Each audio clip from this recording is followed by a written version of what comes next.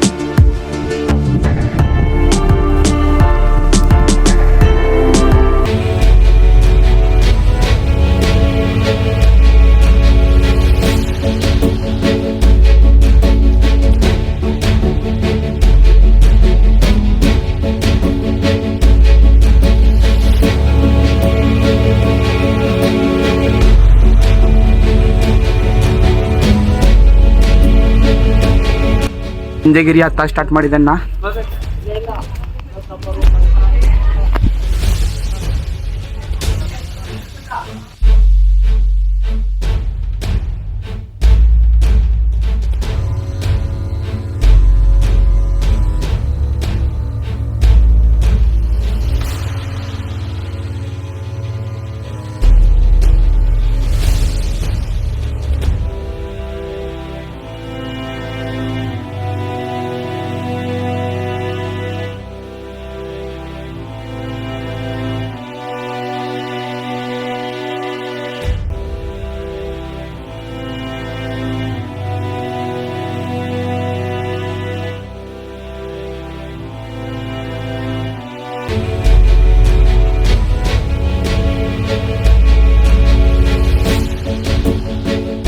ಮಾಡ್ಕೊಂಡು ತೋರಿಸ್ತೇನೆ ಆಮೇಲೆ.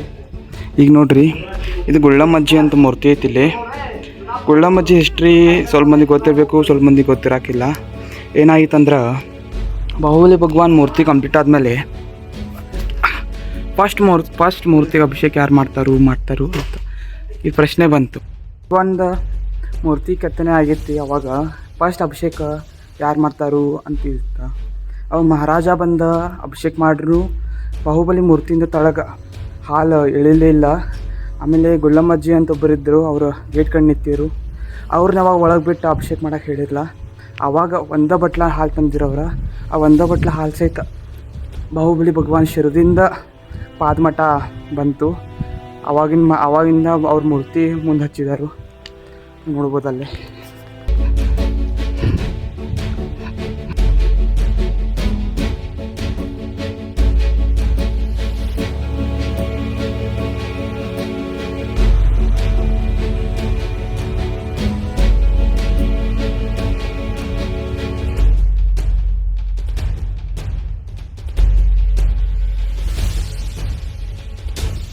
ಇಲ್ಲಿ ಭಗವಾನ್ ದರ್ಶನ ನಿಮಗೆ ಭಾರಿ ಆಯ್ತು ಅನ್ಕೋತೀನಿ.